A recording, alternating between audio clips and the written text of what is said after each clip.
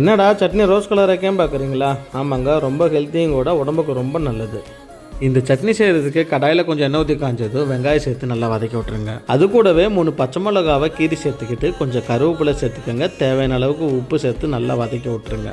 வெங்காயம் பச்சை வாசனை போனதுமே கொஞ்சம் வேர்க்கடலை இறக்கி அதையும் நல்லா மிக்ஸ் பண்ணி விட்ருங்க.